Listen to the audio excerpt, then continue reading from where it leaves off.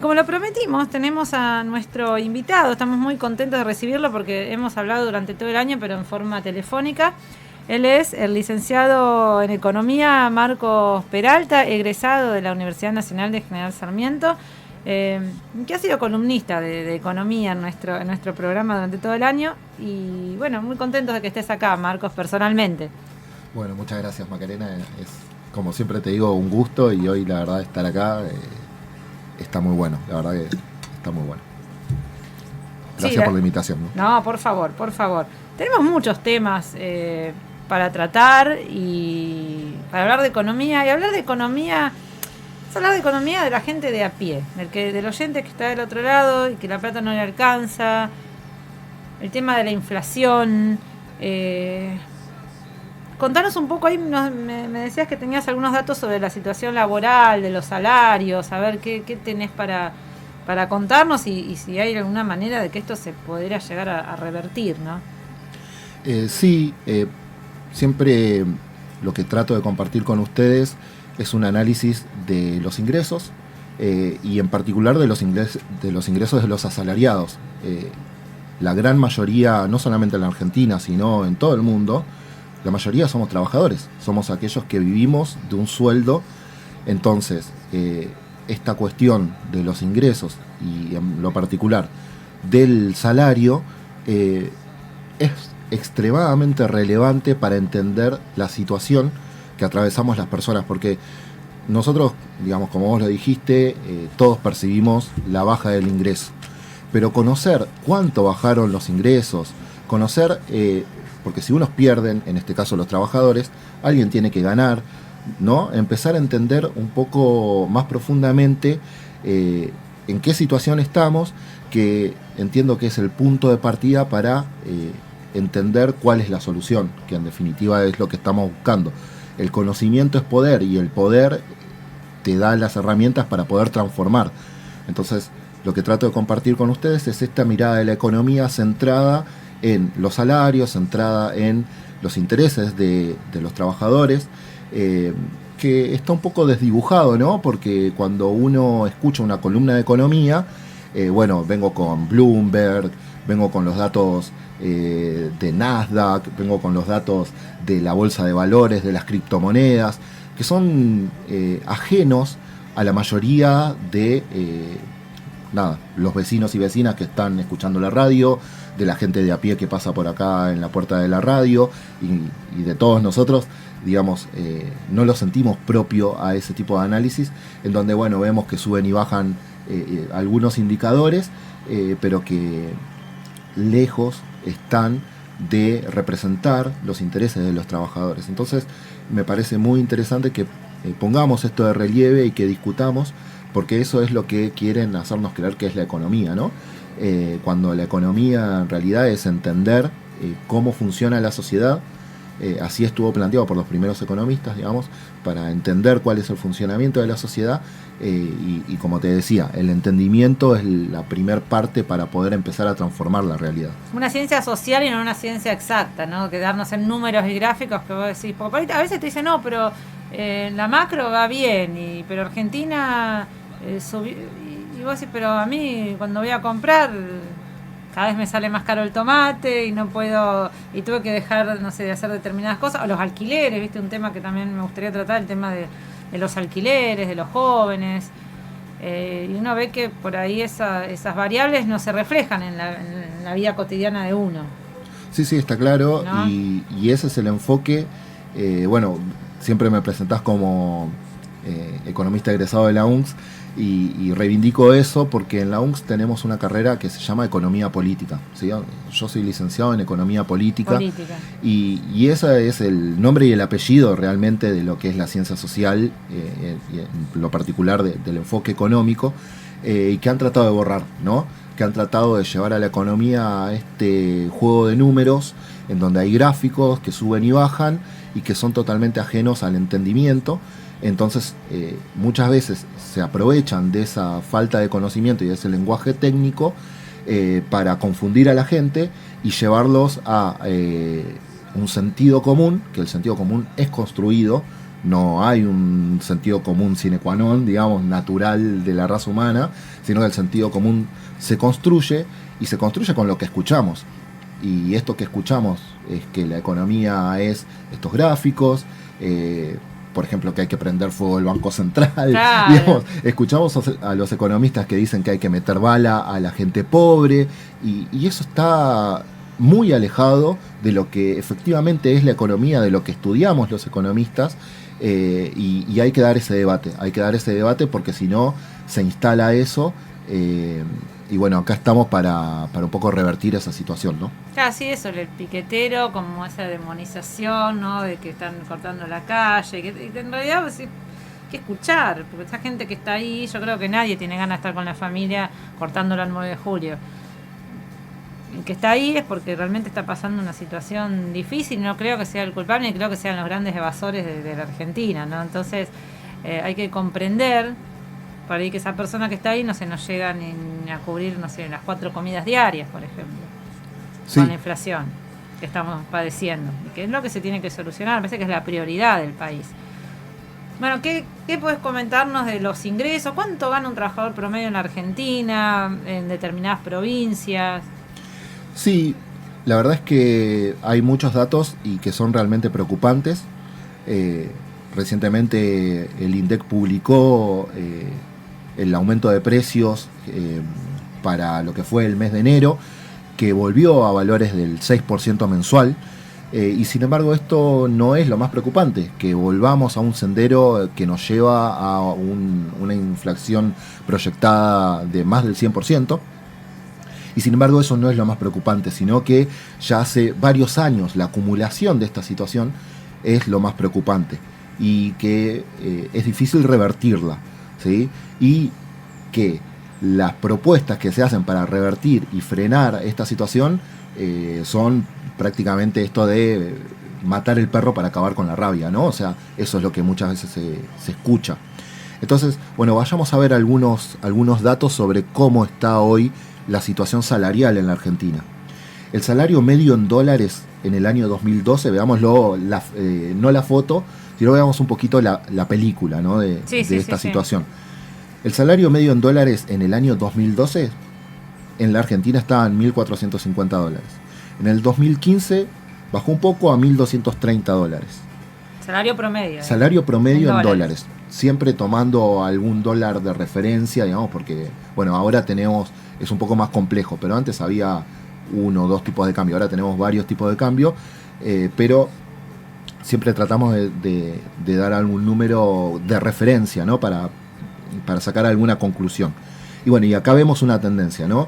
El pico, por lo menos de los últimos años, fue en el 2017, en donde se registró un salario promedio de $1.689. Ya en el 2009 bajó a $1.065. Y acá viene lo que todos percibimos, ¿no? Que el salario promedio actual se encuentra en algo así como $462 mensuales. Impresionante, ¿no? Es realmente alarmante, estos son realmente alarmantes estos números, y los llevamos a pesos, digamos, como para que la gente entienda de qué se trata esto. Para el último trimestre del 2022, el salario promedio se ubicaba en 80.435 pesos. Y acá hay otro dato también, que es la brecha de género, ¿sí? Porque no es lo mismo para las mujeres que para los varones esta situación. Los varones tienen un ingreso en promedio de 92.655 pesos, mientras que las mujeres cobran en promedio 68.310 pesos. Es impresionante. Es muy grave, sobre todo teniendo en cuenta que las mujeres son las que cargan con cuidados de adultos, de niños. Entonces es todavía peor la situación de las mujeres con respecto a los varones. Pero buscando las causas de este marcado descenso en los ingresos de las personas. Esto viene desde la época, desde el gobierno de Macri, y no paró de casi descender. Casi pendiente para abajo, sostenidamente. Se habla de alguna pequeña recuperación, pero en realidad está muy confuso, te soy sincero, porque si buscas algunos datos, depende de dónde lo veas. Si ves Ámbito Financiero, por ejemplo, que es un diario más bien oficialista, te dice que toma el dólar MEP o toma el dólar oficial, y entonces ahí sí se recuperan con relación a los ingresos de Latinoamérica. Pero si mirás, no sé, Clarín o La Nación, bueno, te dan estos datos lo comparan con el dólar blue y entonces baja significativamente. Recordemos que tenemos una brecha entre el dólar oficial y lo que es el dólar blue de casi el 100%. Claro, es muchísima la brecha. Es mucha la diferencia. El dólar entonces, que tomes te hace una diferencia enorme. Cambia el punto pero más allá de estos datos y de tratar de trazar una referencia para entender en qué situación estamos, es clara el descenso y el preocupante descenso de esto, que como hablábamos recién, fuera del aire, digamos, es preocupante hacia futuro, para las próximas generaciones, las cuales ya son varias generaciones que vienen teniendo malos ingresos. Eso se traduce en mala alimentación, eso se traduce en malos rendimientos educativos, deserción, claro. Y bueno, y todo lo que trae, digamos, la precarización de la vida y no tener acceso a las cosas buenas que se van generando, digamos, nuevas tecnologías, claro. Nuevas educación. Educarse de acuerdo a esa tecnología, al uso de esas tecnologías, ¿no? La verdad es que hay una brecha enorme entre barrios pobres, que son la gran mayoría, y bueno, y la clase media, que más o menos puede ir acompañando esta situación, pero que sin embargo, bueno, como estamos viendo, y los datos promedio apuntan a eso, ¿no? Al ingreso medio, al día a día de las personas. Hay gente que en la ciudad de Buenos Aires por ahí tiene otro ingreso, tiene otro pasar económico, pero sin embargo todos ellos perciben este marcado descenso de ingresos, digamos, de $1.600 a $400, o sea, no, realmente es muy marcado. Estamos hablando también de una canasta básica para una familia tipo de si no me equivoco, estaba en 164.000, sí. ¿No? Sí, para febrero de este año fue 163.000 y monedas. Claro, 164.000 para redondear. Y también teniendo en cuenta de que son 164.000, y si superás 3 canastas más o menos, estás entrando en ganancias.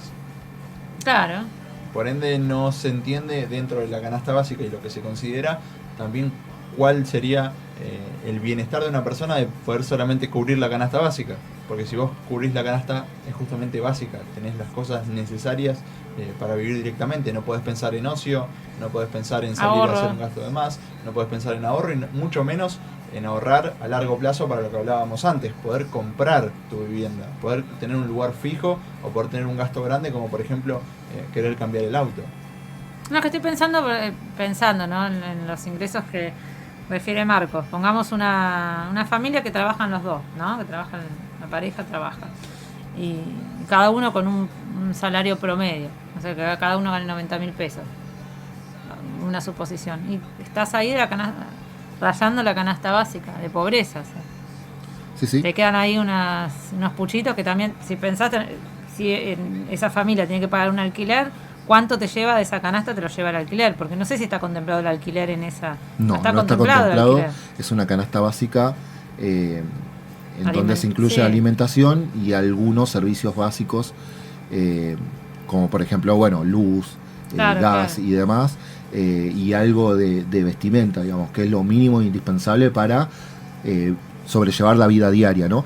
Pero hay otro dato todavía más preocupante que esto, que ya es preocupante, que es la canasta de indigencia, que solamente la comida, que es solamente alimentos, y la canasta de indigencia se ubica en 72.043 pesos, y estamos hablando del 9%, entre el 8 y el 9% del total de la población argentina que gana menos que eso. Y es importante señalar que esta situación está bastante controlada, digamos, por lo menos por los planes sociales, ¿no? O sea, los planes sociales como que logran un umbral mínimo en donde, bueno, la alimentación no falta, pero si rascamos un poquito ahí es qué tipo de alimentación, ¿no? Tal cual. Fundamentalmente hidratos de carbono, fundamentalmente, fideos, arroz, Bueno, eso es lo que polenta, hablan ¿no? O siempre. sea, muy poco de carne, Claro, sí. muy poco de otros vegetales Claro. u otras, digamos, muy necesarios para poder tener un rendimiento óptimo del ser humano, ¿no? Porque se supone vos tenés chicos, en mi caso vos también tenés chicos, pero uno si le quiere dar una buena alimentación tenés que darles frutas, verduras, su yogur, los lácteos, ¿no? Me parece que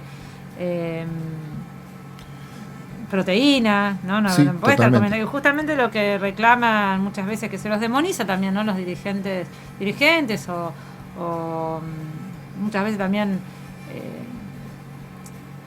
organizadores barriales, ¿no? De los comedores y de todo, porque la gente también se organiza y no es solamente no recibir el plan o cobrar un plan social, sino que a veces los comedores se organizan y se compra y también, para que rindan más los ingresos. Claro, y ellos lo que plantean es eso, no alcanza lo que nos mandan, porque si bien el Estado les manda mercadería, después nos mandan solamente harinas y bueno, hay que salir a comprar también otras cosas porque no puedes alimentar, y hay mucha gente que se alimenta también gracias a esos comedores. Y otra cosa también que cuando plantean también, ¿no? Desde la derecha principalmente, que se plantea esto, no, hay que sacar todos los planes sociales. No es tan fácil, porque pensemos que no fue la gran crisis del 2001, la diferencia por ahí ante esta actualidad, hoy, mal o bien, poquitísimo, pero por ahí, el que no tiene un empleo formal, o el que directamente no tiene empleo, ¿sabés qué tal fecha cobrás? Será poco, no alcanza, pero cobrás un programa social, un potencial, una UH, algo tenés para decir, bueno, con esto compro tal cosa, la tarjeta alimentar. En ese momento no había, o sea, era el día 1, el día 10, el día 15, la gente no tenía nada. Era simplemente la asistencia social o si te mandaban, no sé, la manzanera o alguna bolsa de mercadería, pero no había nada. Entonces, eso hace un colchón. No, yo no diría tan livianamente hay que sacar todos los planes sociales. Obviamente que uno preferiría que todas esas personas estén trabajando con un salario digno, sindicalizados en una fábrica, con un montón de derechos cubiertos, pero realmente decir con tanta liviandad, vamos a sacar, como dice Patricia Bullrich, como dicen los sectores de Milei, los sectores más duros de la derecha, plantean eso y realmente hay que tomarlo. La realidad, Macarena, No. Es que esta es la realidad de millones de personas en la Argentina y no hay que irse al interior, digamos acá en el conurbano bonaerense, vivimos esa realidad diariamente. Entonces, si sumamos esta situación, digamos, la verdad es que la gente trabaja, ¿sí? Y los empresarios se aprovechan de esta situación. ¿Por qué? Porque muchos saben que cobran el plan social, ¿no? entonces pagan menos, porque saben que Total tenés complementan sí. con el plan social. Entonces, el plan social pasa a ser un subsidio para las empresas. El trabajo en negro sigue creciendo. ¿Y cuál es la alternativa que se escucha, o casi la única alternativa que se escucha a esta situación? Es todavía nivelar para abajo, o sea, quitar derechos a los pocos que todavía tienen trabajo en blanco, ¿sí? Entonces, esta situación es bastante grave y, por ejemplo, llevémoslo a una situación de un ciudadano promedio de la ciudad de Buenos Aires. Veamos cuál es esta realidad, porque ahí la mayoría de las personas alquila, algo que también estábamos hablando fuera del aire, y si tomamos una familia que tenga 2 hijos y que tenga ingresos 2 personas, para poder cubrir las necesidades básicas con alquiler incluido en la ciudad de Buenos Aires, estamos hablando de 334.322 pesos que tiene que tener de ingreso una familia para no ser pobre y para poder alquilar y sobrellevar esa situación. Veamos, comparemos, ¿sí?, con cuánta gente a nuestro alrededor conocemos que gane 334.322 pesos, ¿sí? O sea, todos estos son datos que si uno los busca están, pero no los hablamos, ¿sí? O sea, todos tenemos la percepción de que la situación está muy mal, pero ¿cuán mal está? Bueno, esto, ¿sí? Si una familia tiene que alquilar, quiere tener hijos, quiere estudiar, quiere ir al cine, digamos, consumir productos culturales, ¿no? Sobrellevar Claro, una vida, hablamos, sí, hablamos. sobrellevar una vida normal para lo que uno pretendería que sea normal, bueno, tiene que cobrar más de 300.000 pesos, ¿sí? Y es una cuestión también de salud mental, digo yo, ¿no? Porque uno cuando habla también a veces de los problemas de salud mental y de depresión y de eso también, porque uno cuando esto es tener la vida ordenada. Si vos sabés que, no sé, que vas a trabajar y que podés proyectar y que a tus hijos mal o bien, porque esto también atraviesa quizá de alguna manera los que menos tienen, que por ahí es lo más grave, el no tener para comer es lo más grave, pero cuando por ahí uno hace una familia, habla de una familia de clase media, que está acostumbrada, no sé, que tiene, no sé, colegio privado, auto, no sé, que está acostumbrado a ese nivel de vida porque, no sé, porque se trabajó, porque se logró, porque... Sí, ¿no? Y de repente empezás a decir, no, esto ya no lo puedo hacer más. De repente no sé si al chico lo tengo que cambiar de colegio, tengo que sacar, no sé, de sus amigos. Y no sé si voy a seguir en este trabajo o si aparte de mi trabajo tengo que hacer otra cosa, tengo que hacer otra changa porque no me alcanza. Entonces ya, o sea, la cabeza te explota cuando no puedes pagar, ves que no te alcanza, que te endeudás, que sacás un préstamo. O sea, son un montón de cuestiones que realmente... Ahora, esto... ¿Se le puede llegar a encontrar una solución a esto? Porque uno habla también muchas veces de los problemas, es la inflación, y parece que es algo que no lo podemos llegar a solucionar. ¿Hay una manera, vos que entendés de economía, que esto se podría resolver? Sí, todo tiene solución, la verdad es que sí, pero como te decía, es importante entenderla, ¿no? Y estamos hablando de todos los que perdemos. Pero siempre que alguien pierde, hay alguien que gana. Y también esa otra pata de aquellos sectores que ganan con esta situación es importante para entenderla, ¿no? Para entenderla y por lo tanto la solución viene, digamos, viendo la película completa, ¿no? O sea, hacemos hincapié, digamos, vimos algunos datos de cómo viene perdiendo sistemáticamente la clase trabajadora o los asalariados.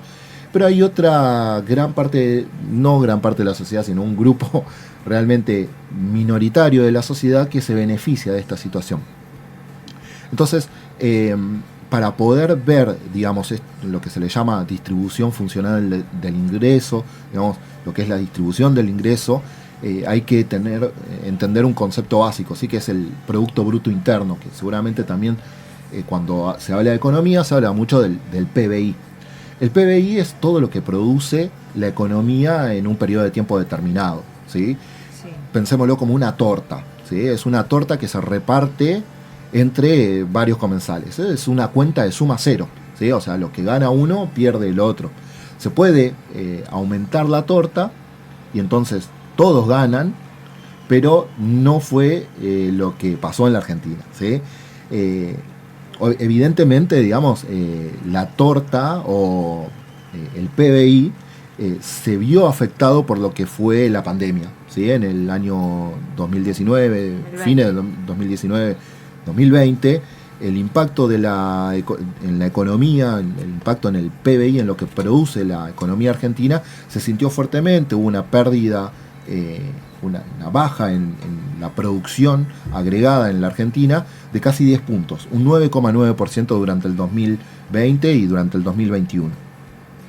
Sin embargo, ya en el 2021 y 2022 sobre todo, se revirtió esa tendencia y se corroboró que en el 2021 la economía creció muy fuerte, 10,4% para el 2021 y se estima que para el 2022 un crecimiento del 5,5%. Esto quiere decir que la torta se agrandó.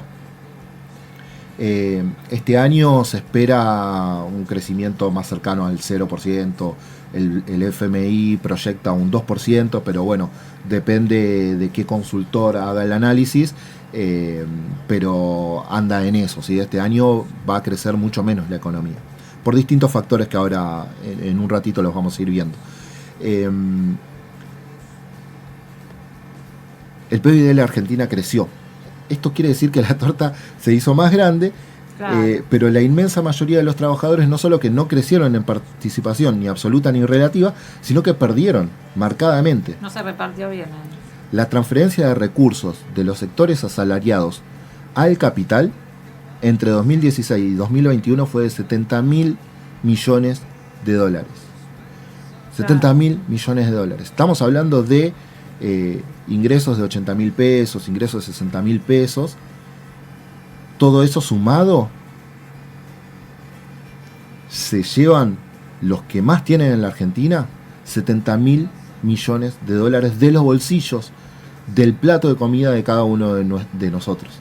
Del total del PBI o de la torta de la producción en un año, lo que se llevan los trabajadores cayó un 10% en 7 años, mientras que las empresas aumentaron sus ganancias en un 8%, a costa de la baja del salario real y del aumento de la productividad que se verificó, digamos, por importaciones, por las propias mejoras técnicas, hubo un aumento de la productividad. Esto es beneficioso para el capital, no para los trabajadores, porque no aumenta el sueldo.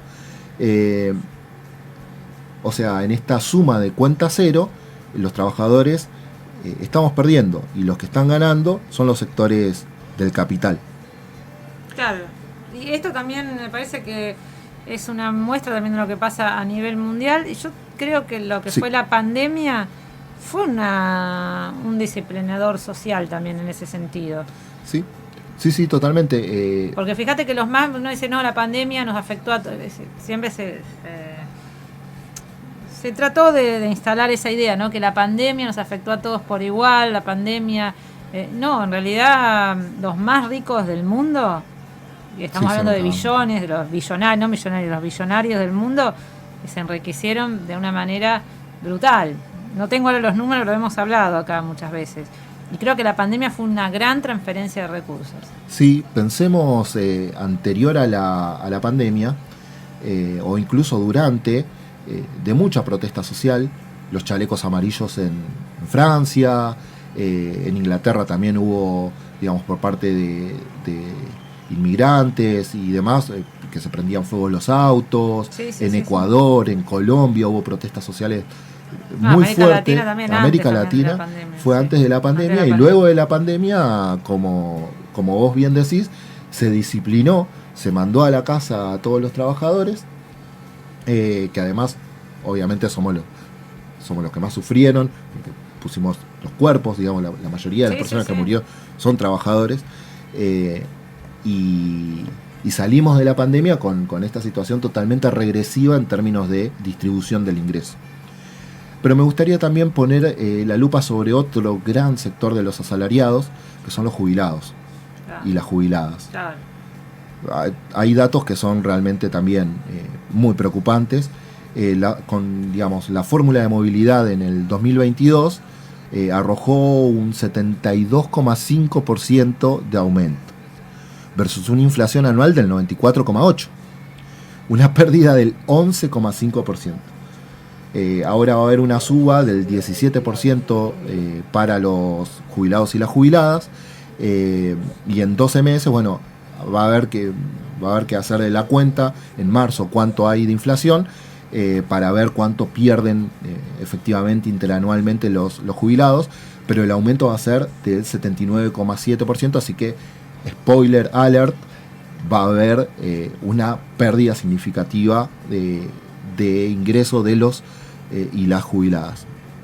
Que esto, bueno, está en línea con lo que pide el FMI, ¿no? O sea, porque uno de los gastos más relevantes que tiene el Estado, y por lo tanto, que en términos de lo que escuchamos y en términos del mercado, es déficit fiscal, gasto por sobre, esto de no se puede gastar por encima de lo que tenemos, de eso que tanto escuchamos en contra del gasto del Estado. Bueno, es el sustento de los jubilados y las jubiladas, de millones de personas que trabajaron toda su vida, y hoy en día atraviesan una situación extremadamente precaria, extremadamente alejada de lo que efectivamente se merece una persona para el último tramo de su vida, en donde debería estar tranquila, disfrutando de sus últimos años de vida, y sin embargo tienen que estar sufriendo esta situación alarmante, ¿no?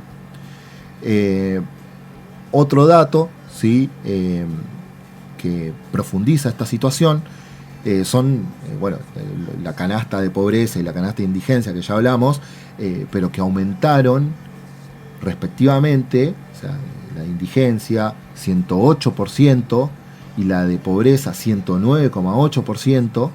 Esto quiere decir que los pobres se volvieron cada vez más pobres porque miden lo que son la canasta básica de alimentos, ¿no? Las perspectivas hacia adelante realmente no son optimistas en absoluto. Hoy en día el gobierno está tratando de instalar paritarias, o sea, aumentos de salarios en torno del 60%, cuando el consenso generalizado es que la inflación se va a ubicar nuevamente en torno al 100% anual. Claro, claro. El gobierno está tratando de anclar expectativas, le llaman, y llevan discusiones salariales con aumento del 60%. El punto central de la política económica del gobierno es el compromiso asumido con el FMI. Este compromiso es a todas luces proinflacionario. Ahora, ¿no crees que, por ejemplo, todas estas medidas, no sé, los precios justos, o este tema de poder controlar los precios de los alimentos, por esta cuestión de que justamente es lo que más encarece y lo que más afecta a los más pobres, ¿no? El precio de los alimentos. ¿Crees que no sirve el control de precios, por ejemplo? Sirvió, digamos, los datos de diciembre, digamos, en torno al 4% de aumento general de precios, fue significativamente, bueno, entre otras cosas, ¿no? Porque también hubo, por tema de la sequía, mucha, digamos, se liquidó ganado, entonces hubo mayor oferta de carne, entonces los argentinos y las argentinas consumimos bastante carne, entonces eso hizo que la baja del precio de la carne por esta situación de la sequía ayudó a la otra pata que hizo que se verifique una baja de 2 puntos, ¿no? Porque veníamos en torno al 6%, bajamos al 4%. Un poco tuvo que ver esto a la nueva medida del gobierno que relanzó, los precios cuidados, ¿no? Pero lo que estamos viendo, y ya con una larga tradición de intentos de estas medidas, digamos, de control de precios, es que tienen un impacto momentáneo, pero que luego no se sostienen en el tiempo. Las empresas empiezan a buscar y a encontrar mecanismos para sortear en algunos casos estas medidas, y por otro lado, los aumentos pactados también son altos. Por ejemplo, para el mes de enero, el aumento de los precios cuidados estuvo en el torno del 7,1%, cuando la inflación general fue del 6%. ¿Se entiende? Entonces sí. Hubo un aumento por encima del aumento general de precios para los productos de precios cuidados. Y otro de los puntos es que no se cumple, ¿sí? Esto de, las clásicas maniobras es, le agrego vitaminas, entonces no es otro producto, claro. O le cambio la cantidad de gramos, ¿sí? Y acá el gobierno tiene herramientas para poder, digamos, herramientas que son constitucionales, ¿sí? No estoy hablando de expropiación ni nada que esté fuera de lo que son las normas del Estado, sí. Que es, por ejemplo, la ley de góndolas. La ley de góndolas implica que si no hay aumentos de precios en línea con el aumento de los costos, no tienen por qué llevar adelante esos aumentos, ¿sí? Sin embargo, no hay apertura, control de costos, no hay apertura de los balances de las empresas, porque vamos a ver, podríamos ir a ver los balances de las empresas, decir, a ver, justificame de dónde surgen estos aumentos de precios.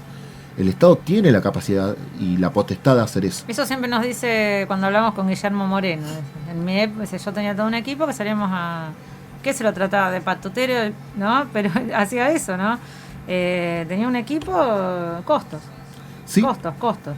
Y Sí. ahora lo que comenta, que en 2014 se dejó de hacer eso. Entonces, tampoco se sabe cuánto cuesta un producto. Se aumenta, pero no se sabe, no hay un equipo que esté ahí analizando cuánto cuesta ese determinado producto. Pero me parece que sería lo fundamental el tema, poder resolver la inflación. ¿Sabes qué? Se quedó algo ahí pero hay una cuestión que me han preguntado, un oyente me dijo que te pregunte, porque esto también siempre nos mandan mensajes y nos consultan esto. Cuando por ejemplo, no sé, aquel que, un trabajador que cobró una indemnización, no sé, vendiste un auto, no sé, tenés algún ahorro, ¿no? Que te quedó, ¿no? Un ahorro, algo que no decís, ¿qué hago con la plata? Porque uno la verdad que tampoco, eso, compras dólares por ahí no estoy hablando de mucha plata, pero si tenés un ahorrito ahí, ¿no? El tema de los plazos fijos. Si hoy es conveniente por ahí decir, bueno, pongo esa plata en un plazo fijo, me sirve, qué tipo de plazo fijo, como para ver, a ver de qué manera por ahí uno busca de poder sortear esta situación, ¿no? Sí, totalmente, y la educación financiera. La educación financiera puede aportar algún granito de arena, digamos, para sobrellevar esta situación.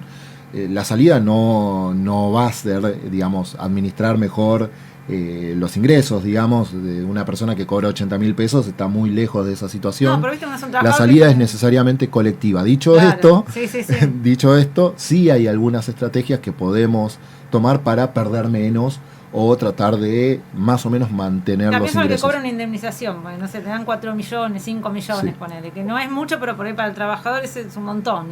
Sí, totalmente. Y hay que ver cómo lo administra eso hasta que consiga otra cosa, ¿no? Hoy en día la tasa de interés real es positiva. Esto quiere decir que si uno pone un plazo fijo, el rendimiento que va a generar ese plazo fijo va a estar en línea o va a superar, de eso se trata, que es positivo, el nivel de inflación, ¿sí? Claro. Esto, digamos, por un lado es positivo. Si yo tengo acceso a poner un plazo fijo, bueno, le voy a ganar un poco, pero en términos de agregados, digamos, tiene un efecto negativo, que es tomar crédito es más caro también, claro. ¿sí? El financiamiento a la producción o el financiamiento al consumo se vuelven más caros. Entonces es como... O sea, yo pido un crédito para comprar una vivienda, ponerle, o para, no sé, poner una fábrica, o para te aumenta el costo. Claro, sí. O sea, por un lado es beneficioso para estas personas que por ahí pueden ahorrar, pero por otro lado es negativo para el conjunto de la economía en el sentido de el encarecimiento del financiamiento, ¿sí? Dicho esto, hay alguna estrategia, el plazo fijo... ahora ya no rinde tanto, pero había el plazo fijo UVA, se habló mucho, porque era uno de los pocos instrumentos financieros que igualaba o superaba el nivel de inflación. Pero yo recomiendo, sobre todo por la facilidad y por la cantidad de alternativas que hay, dependiendo de qué es lo que vos estás necesitando, lo que se llaman los fondos comunes de inversión. Están, por ejemplo, estos depósitos no remunerados, el mercado de dinero, el mercado de renta fija, sí, que están muy en línea, digamos, en torno al 5 o 6% mensual, y que tienen la particularidad con respecto al plazo fijo, que es que vos lo podés poner y sacar medio a libre disponibilidad. No hace falta que lo tengas durante un plazo de tiempo, como por ejemplo son los plazos fijos que vos, bueno, lo ponés, claro, y en el mejor de los casos lo podés sacar al mes. Entonces, pero si tenés algún inconveniente en el medio del mes, no podés sacar la plata, claro. O sacarla te resulta en un costo elevado, digamos, que terminas perdiendo lo que pretendías una ganancia. Claro. Entonces los fondos comunes de inversión tienen esta ventaja, digamos, de que vos podés entrar y salir siempre en días hábiles, digamos, tienen que ser, y en un horario determinado, horario bancario, pero hay distintas herramientas que te brindan los fondos comunes de inversión para el gusto del ahorrista, digamos, que va a poder tener distintas alternativas, ¿sí?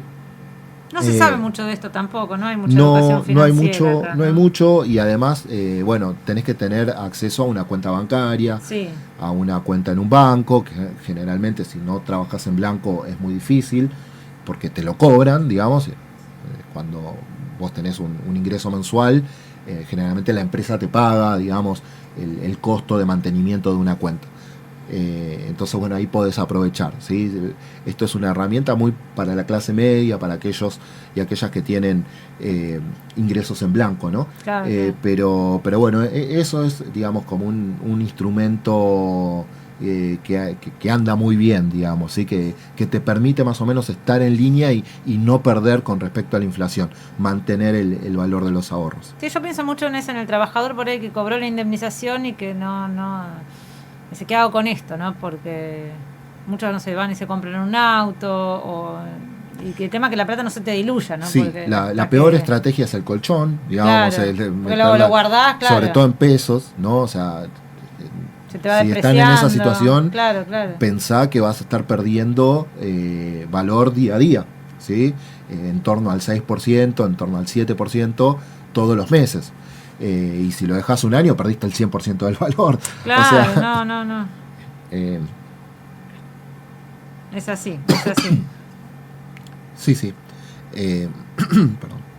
Son muchas cuestiones y a veces uno trata de buscarle la vuelta, ¿no? Para salir de todo esto. Y otra cuestión que hablamos también es el tema que siempre lo tratamos acá, el tema de la vivienda, de los alquileres, ¿no? Que bueno, también no hay ley de alquileres, o sea, se derogó la ley de alquileres anterior, que era bastante mala, fue muy criticada. Supuestamente esta venía a ser mejor y todavía no entró en vigencia.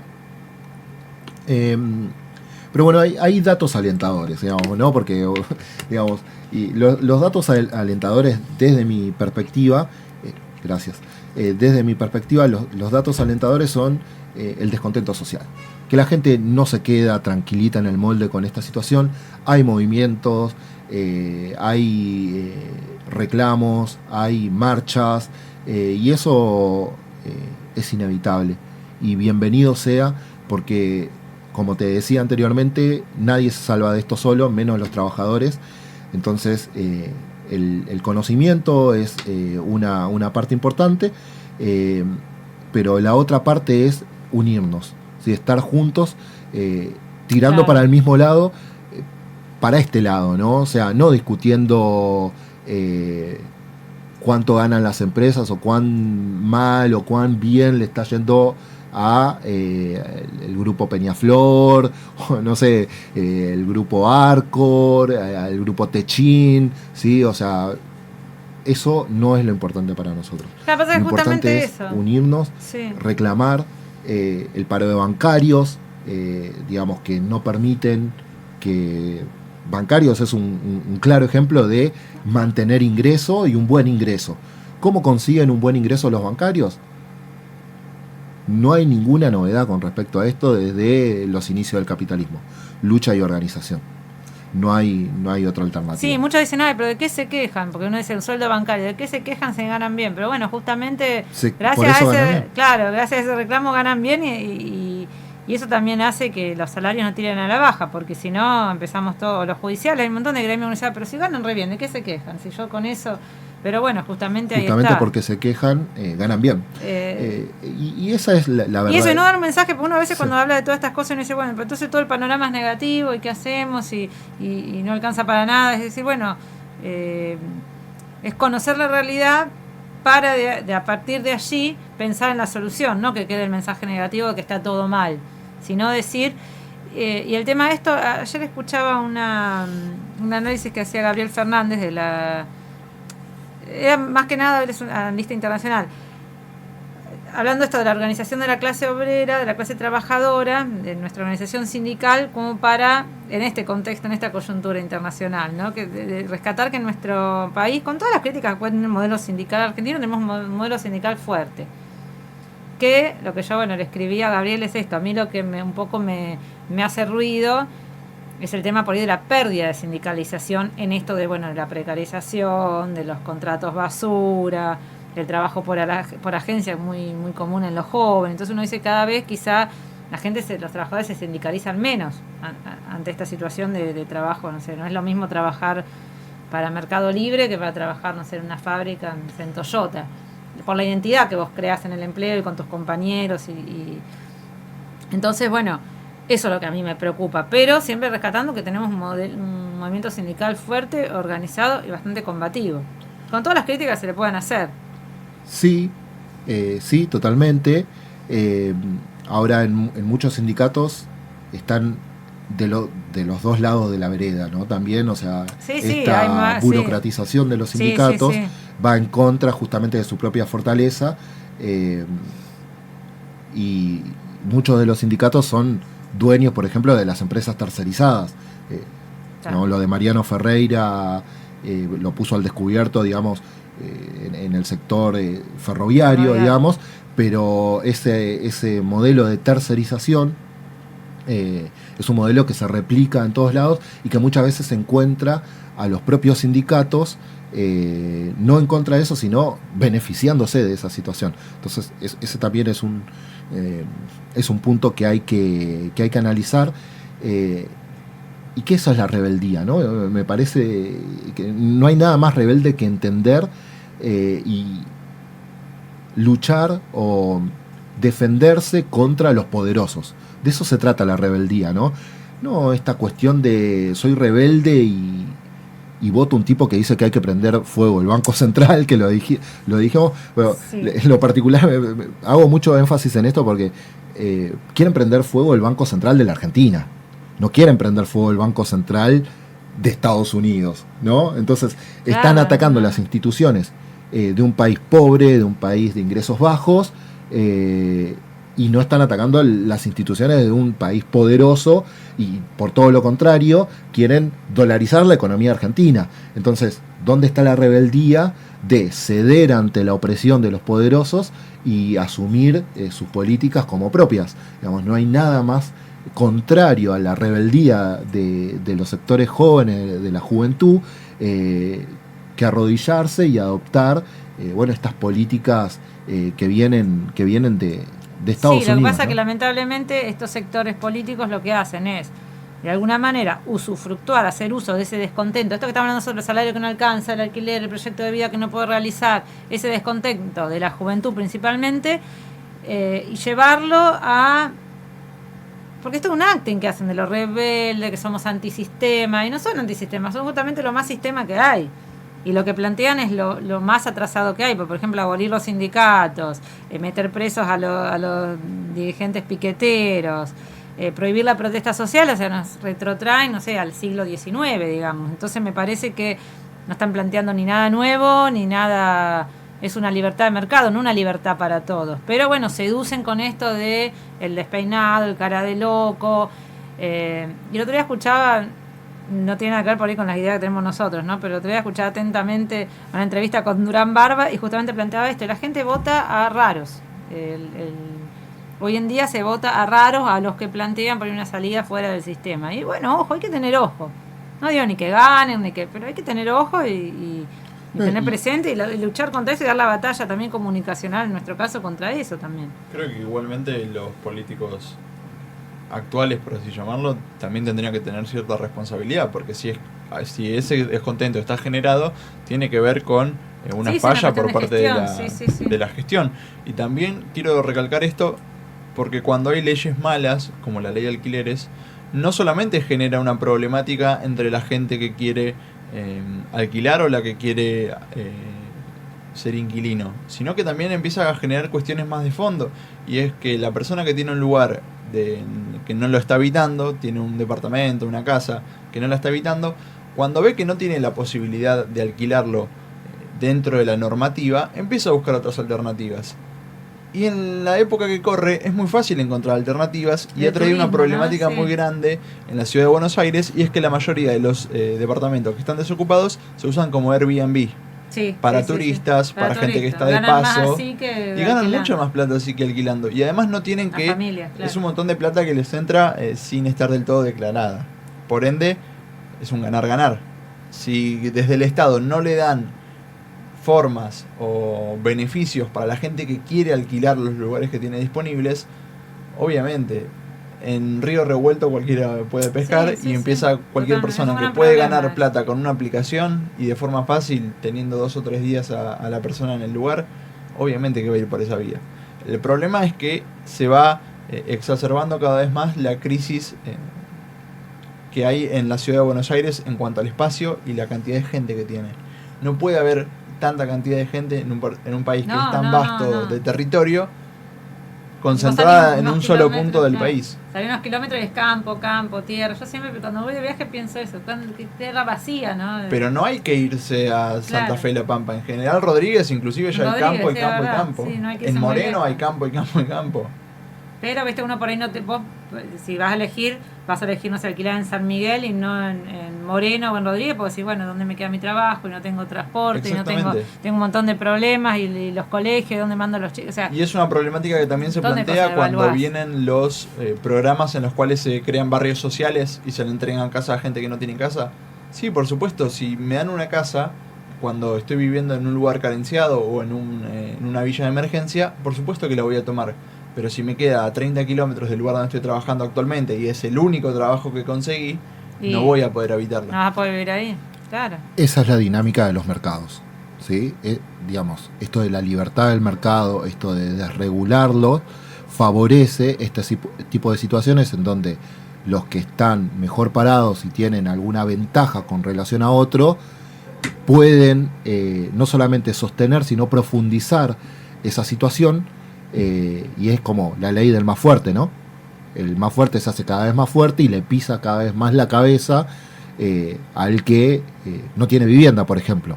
Y el que no tiene vivienda cada vez se le hace más difícil, y el que tiene un alquiler tiene distintas herramientas, puede alquilárselo a un inquilino, puede ponerlo en Airbnb, puede ponerlo en zona, en Claro, algún claro. tipo de plataforma, digamos, digitales que hoy promueven este tipo de alquileres temporarios. Digamos, hay una gama enorme de alternativas. Bueno, el mercado inmobiliario es un muy buen ejemplo de lo que pasa cuando el Estado deja al mercado que se regule solo, ¿sí? La dinámica del mercado regulándose solo a sí mismo lleva a que los poderosos se vuelvan más poderosos y que los pobres se vuelvan cada vez más pobres, ¿sí? Por eso, digamos, la perspectiva tiene que ser por un Estado que se involucre en esa situación defendiendo a los que no se pueden defender. Claro. A aquellos que no tienen herramientas para poder defenderse. Y cómo hace, digamos, los pobres o los desprotegidos para que el Estado responda a esos intereses. Bueno, las elecciones últimamente no están funcionando muy bien. Digamos, hay toda una dinámica de votar A o B, ¿sí? Esta dinámica de coaliciones, digamos, que llevan a, digamos, yo creo que esto tiene que ver mucho con redes sociales. Bueno, Sí. salió a la luz todo esto de Cambridge Analytica, digamos, de Facebook interviniendo sobre las decisiones de las personas. Bolsonaro en Brasil ganó las elecciones, digamos, con fake news a través de WhatsApp, digamos. Hay toda una, digamos, ingeniería comunicativa para el control social. Sí. Y para, digamos, que nosotros votemos en contra de nuestros propios intereses. Y en la Argentina estamos llevándonos, digamos, vamos decididamente a una situación de esa, digamos, como por ejemplo, que hoy te escuchaba, que vos decías, bueno, nos van a hacer elegir entre Patricia Bullrich o Larreta o Massa. ¿Sí? O sea, si me llevan a elegir entre esas dos cosas, la salida. ¿qué situación? La salida es organizarnos entre nosotros, entender cuáles son nuestros intereses y luchar por ellos, ¿sí? Mi interés no es que prendan fuego el Banco Central, mi interés no es que dolaricen la economía, mi interés no es que los poderosos tengan libertad para hacer lo que quieran, sino mi interés es que mis compatriotas, que mi clase social, que los pobres coman bien, y de nuevo esto es beneficioso para el conjunto de la economía. Todos, ¿sí? Este planteo que siempre les transmito, digamos, es decir, se genera un círculo, digamos, con buenos ingresos, se genera un círculo virtuoso en la economía. El peronismo es la comunidad organizada esa. Bueno, y más pensando en cómo el argentino consume, porque no es una persona que lo que le llega lo ahorra. Siempre busca salir a comer, siempre busca juntarse con amigos, siempre busca que la rueda siga girando. Y también creo que es importante facilitar desde el Estado la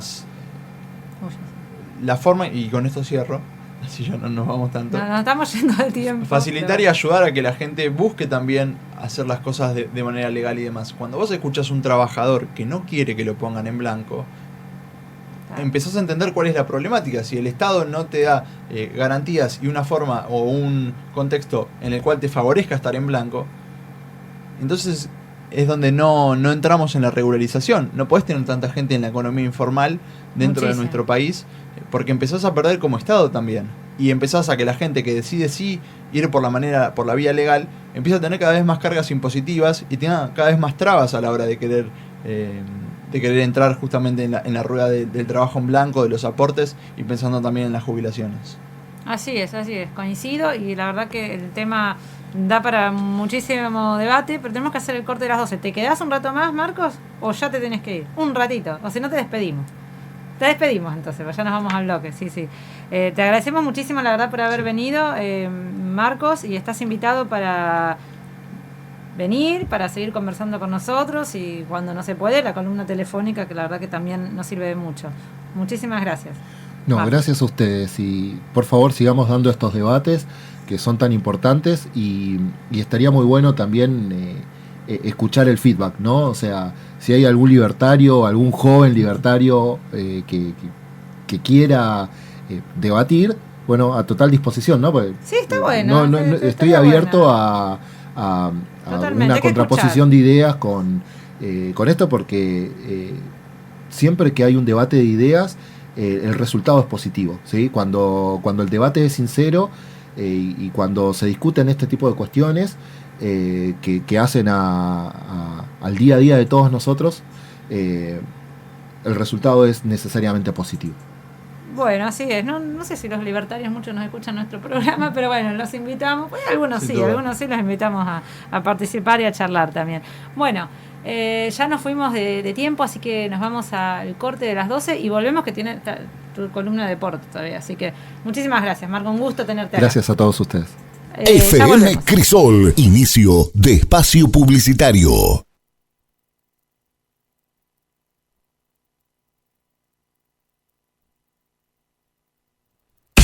FM Crisol, pisando fuerte en el éter. Vía comunicación 4663-0327.